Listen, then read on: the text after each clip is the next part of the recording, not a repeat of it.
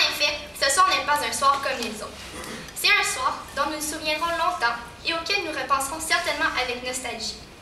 Il nous donne la chance de nous revoir et marque en effet la fin d'une période de notre vie que nous avons eu la chance de partager. La fin officielle de nos moments ensemble. Personne ne nous donnera jamais rien que nous pourrons surmonter. Mais parfois, ils auront trop confiance en nous. Ces paroles me rappellent quelques pensées que j'ai eues lors de mon passage au programme d'éducation internationale. Nos professeurs ne nous ont jamais donné des épreuves impossibles à traverser. Toutefois, nous aurions aimé, à plusieurs occasions, qu'ils sous-estiment nos capacités afin que la tâche soit moins lourde. Certaines périodes ont entraîné des larmes et des moments de plainte et de déprime. Serions-nous passés au travers sans le support que nous avons reçu de notre entourage? Comme nous le savons tous, nous n'avons pas fait ce cheminement seuls. Nous nous sommes fait épauler dans les moments critiques par des membres de nos familles, nos amis ou bien nos professeurs. En regardant autour de vous ce soir, vous pourrez certainement apercevoir au moins un membre de chacune de ces catégories. Ils sont encore une fois présents aujourd'hui pour démontrer leur foi en notre réussite. J'aimerais prendre un moment pour les remercier en votre nom et au mien. Merci à vous, nos professeurs, qui nous ont répété 1000 fois ce que nous ne comprenions pas. Merci à nos parents, qui nous ont supportés lorsque nous avissions la table de la cuisine pour nos devoirs. Et finalement, merci à nous tous. Merci d'avoir eu la patience d'endurer les mêmes gens durant 5 ans, ou bien d'en avoir accepté de nouveau parmi nous. Merci d'avoir été là, les uns pour les autres, et de s'être supportés moralement dans les situations plus difficiles. Et encore, un plus gros merci à ceux qui font encore partie de nos vies aujourd'hui. Lorsque l'on regarde derrière nous, au temps passé ensemble, plusieurs souvenirs nous restent en tête. Des souvenirs de moments joyeux, comme de moments tristes. Les moments les plus mémorables ne sont certainement pas les mêmes pour tous, puisque nos perceptions ne sont pas les mêmes. Que ce soit les sorties ou les voyages que nous avons faits, ceux-ci resteront à jamais gravés dans notre mémoire. Rappelons-nous une dernière fois notre passage au programme.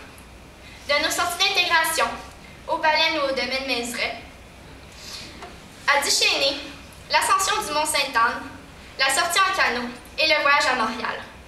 Tous ces moments feront partie de nos souvenirs les plus chers dans notre futur, puisqu'ils constituent des moments passés tous ensemble. Nous pouvons également nous remémorer de nombreux voyages hors de l'ordinaire que certains d'entre nous ont eu la chance de vivre.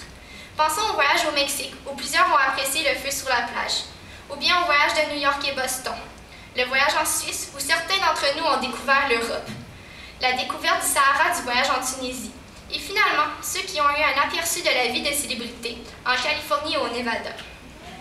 En repassant au travers de l'album définissant, la majorité de nos moments les plus mémorables se trouvent dans ces activités.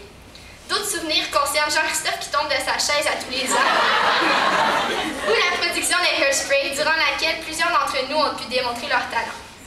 Nous pouvons également repasser aux projets d'intégration qui ont occupé plusieurs heures. Repensons à Cinélab, qui nous a fait découvrir un tout nouveau domaine, à l'opportunité incroyable de produire un court-métrage avec tout cet équipement professionnel. Ou bien à la réalisation de nos projets techno. Nous avons découvert la créativité de plusieurs dans ce projet et nous avons également utilisé beaucoup de Cahiers Canada. Et finalement, notre projet personnel. Cette dernière étape de notre programme semblait pour la plupart beaucoup plus difficile qu'elle ne l'a été. Plusieurs ont su s'orienter vers un projet dans leur champ d'intérêt ou simplement hors de l'ordinaire. Nous pouvons également repenser à nos 70 heures de service volontaire obligatoire. Certains n'appréciaient pas beaucoup cette obligation, mais lorsqu'on y repense, à tous, nous avons redonné environ 4000 heures à notre communauté. Nous en sommes ressortis avec de nouvelles connaissances, un sentiment de fierté, un curriculum vitae plus garni, et en plus, nous avons redonné à notre communauté afin d'en faire un monde meilleur. Dans mon cours de philosophie au Cégep, nous avons lu un des extraits du philosophe Saint-Augustin. Celui-ci se rapporte beaucoup à ce que nous sommes en train de vivre en ce moment. Il disait que le temps n'existait pas, que seul le laps de temps présent existait, que le présent du passé, c'était la mémoire, le présent du présent, l'attention actuelle, et le présent de l'avenir, c'est l'attente. Donc, c'est en gardant ces souvenirs présents dans notre mémoire que nous ferons vivre à jamais ces temps passés dans nos cœurs. Présentement, la majorité d'entre nous poursuivons nos études dans des domaines que nous aimons au Cégep. D'autres sont à l'étranger afin de découvrir le monde. Nous avons tous choisi nos parcours et chacun d'entre eux sont différents. Aucun ne se ressemble, sauf en un point. Nous les avons choisis afin d'être heureux au bout du compte. Durant la première session, plusieurs ont fait des changements de programme. Certains ne savent pas encore s'ils sont dans leur branche. Toutefois, on ne se cachera pas, les défis qui nous attendent sont énormes. Tout le monde le dit, la clé de l'avenir est l'éducation. Alors ne lâchez pas. Étudiez le plus possible afin de participer pleinement à la société de demain. Pour être en mesure de relever ces défis, vous devez trouver ce qui vous rendra vraiment heureux. Nous pourrons toujours compter sur le support des amitiés que nous avons bâties à Neuchâtel. Notre école nous a préparés pour la vie postsecondaire. Nous y avons trouvé toute l'aide nécessaire afin de devenir de jeunes adultes. Certains ont choisi d'en bénéficier plus que d'autres, mais nous avons tous fini notre secondaire avec le même diplôme en main. Alors repartons tous de même pied vers un avenir positif qui sera sans doute combler toutes nos attentes. Finalement, qui aurait pensé que je serais celle devant vous aujourd'hui?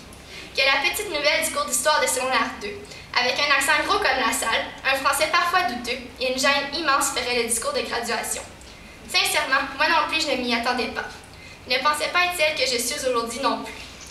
Mes 4 dernières années avec vous m'ont permis d'être celle que je suis aujourd'hui.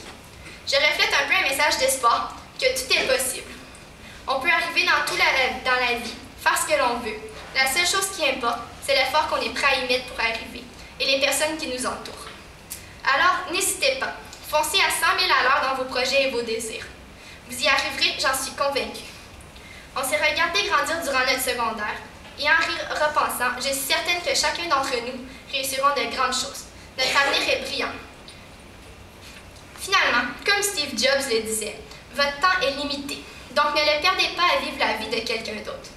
Ne vous enfermez pas dans les dogmes, c'est-à-dire ce que les autres pensent de vous. Ne laissez pas le bruit des opinions des autres étouffer votre voix intérieure. Et plus important, ayez le courage de suivre votre cœur et votre intuition. Tout le reste est secondaire.